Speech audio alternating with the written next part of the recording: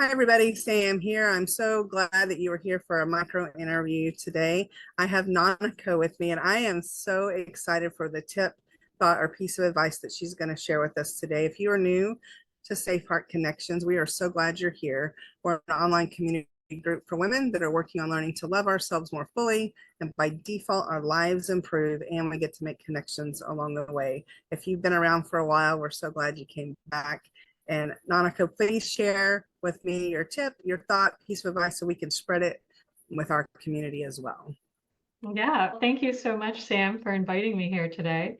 I'm excited to just be present with all of you and share some advice. And Sam and I were chatting about this earlier, and I thought for a moment, and then I said, no, you know what? I know exactly what I want to share. I want to share with women that it's okay for you to give yourself permission to do your inner work. I'm a spiritual alchemist here in LA, and I specialize in inner transformation. I've worked with a number of women who have struggled with just giving themselves that permission to take that first step because they feel like, oh, I have this laundry list of things to do. There's no way I can put myself at the top. I'm way down here at the bottom, and I'll eventually get there, Nanako, once I've finished all these things that I have to do.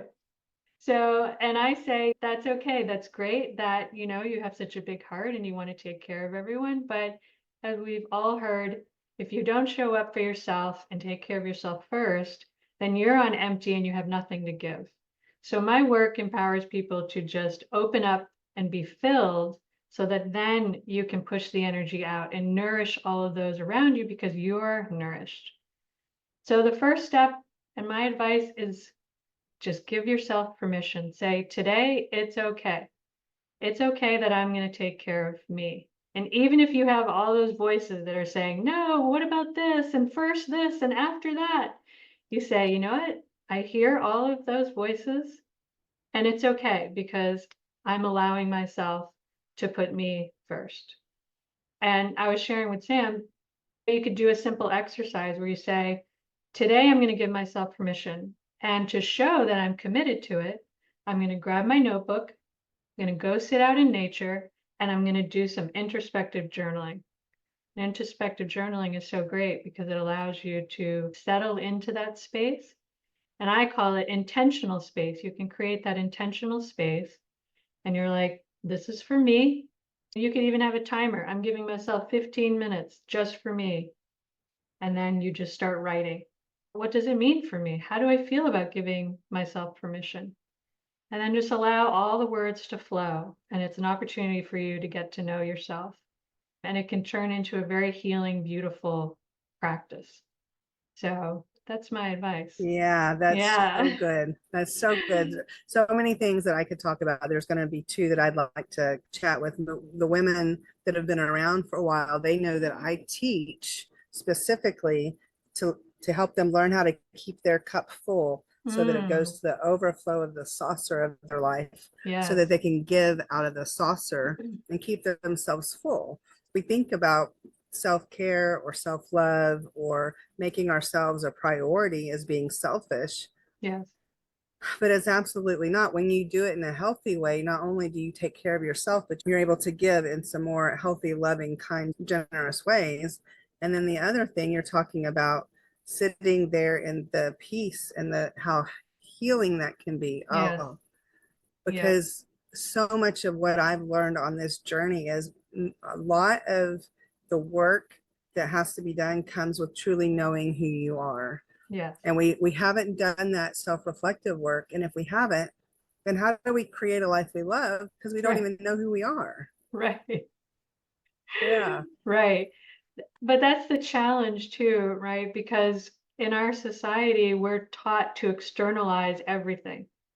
We're taught to chase things. We're taught to take care of things outside of us instead of recognizing that our inner being must be a priority. Because if this is empty and this is run down, then what's the fuel that's there? It's just the fuel, the fire is just burning you out. Yeah, it's so critical. It's so critical. And so being able to know who you are and have that self-reflective time if someone's struggling even to take that 15 minutes, do you have a suggestion on something that might be like a 1.0 tip to get them to the next little Yeah, step? sure. So I would say, again, get a piece of paper, just a blank, get a notebook, piece of paper, and you're going to draw a circle. And inside the circle, you're just going to write, I give myself permission to put myself first today. And then outside of the circle, you're going to start hearing all the voices. What about, and maybe after, let's do, not today, when I'm too tired, anything that comes up. You're just going to write it, but not inside the circle, because inside the circle is like your sacred space, right? That's the space for you. But this exercise will allow you to see, oh my gosh, look at all of these voices that I'm creating that are trying to limit and restrict that space to make me so small that I don't matter. So in this exercise, you're like, I do matter because here's my circle. And I'm not allowing these voices to come into this space. This space is just for me. But in the practice of seeing all of those voices, you can start to say, oh my gosh, look what I'm doing to myself. And now, which do I choose? Do I choose to be restricted and limited and oppressed by all of these things that I feel like I have to do? Or do I really want to just enjoy that space? And then you'll start to see that circle space as like serene and inviting and a space where you can go to detach. And then you have to make a choice. Yeah. Yeah, so it does come down to a choice. I just did a video earlier today, and I've been quoted as saying many times, you can have the life you want, one choice at a time. Yeah. Just do the next right thing. And when you do that and then get to that place and see how that feels, and then do the next right thing and the next right thing. And oops, you do something like that wasn't the right thing. Well, just do the next right thing. Right. And so I'm very excited to connect you with the women. I think they're gonna love this. Yeah. So I would even add to that, instead of looking at as the right thing, if women can start to look at it as what is going to benefit me in this moment, what is beneficial for me? Because when we get into right and wrong, one of the things I teach is that bringing yourself back into balance requires an integration of your energy. So we tend to get divided by thinking that there's good and then there's bad. And we only want the good and we don't want to deal with the bad. But in my work, I teach you both exist. This is the nature of existence. This is the nature of duality. The polarities exist. So how can we unify that energy, get our energy balanced and in a harmonious place within ourselves, and then we can start to make conscious choices. So if we can Yes. start to look at it's choices that benefit us in the moment and just becoming more conscious, that's the most important thing in this work, is that you become more conscious, because your unconscious habits and thought patterns and choices and emotions are trying to bind your energy. They're basically limiting and restricting you. So every time you become conscious, you're releasing that energy a little bit more. It's like a rose. If you imagine a rose, right? Imagine the life cycle of a rose, right? It goes from a bud and slowly towards the light, it's opening. And so that is what we want to do. Our energy naturally, it wants to expand, it wants to grow. But what happens is our pain that we carry with us unconsciously starts to bind the bud so that our energy can't get into that beautiful, expansive space. So this energy of binding, we have to get in there and we have to start releasing it. Yeah, So that that's you can so bloom, good. so that you can bloom in life. Yeah, Yeah. I love that picture.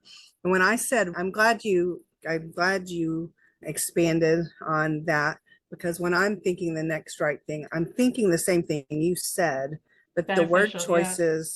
The word choice really does matter. I will ponder that and come up with a better way of saying that, because I mean what you're saying. Good, So yes. this was helpful. You have given something to me. Do you have any closing thoughts for the women before we wrap up? Sure. I would say start with this question of asking yourself, do you want a fulfilled life?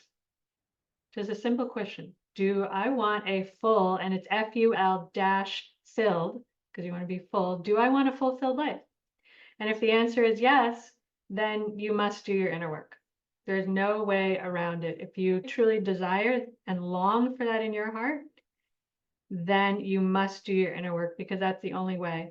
Chasing the externals, thinking that the answer is going to be found outside of you will never work, because that's just not how it's designed.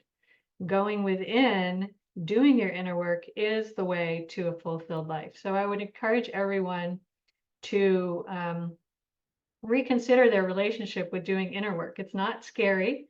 Your pain is not something that you need to shove in the corner and lock up in the closet, because you just haven't been empowered to understand how to relate to your pain. But your pain is actually a beautiful tool that can be used to support your process of evolving and opening up. Yeah, just ask yourself, what is it that you truly desire in this life? And then don't be afraid to be honest with yourself and start to take action, whatever that is, because it's a beautiful journey.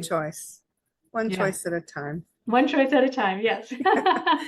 Thank you so much for being with us. I'll make sure your links for all your social media and ways that people can get connected with you will be listed around this video or audio if you're listening to the podcast. And I hope that we stay connected. Yes. Just in this few minutes of being with you, I've learned something to help me be a better person. And I'm sure anybody that comes in contact with you will be able to say the same. Wonderful. So thank you for being with us today. Thank you so much, Sam. You're welcome. Have a great day.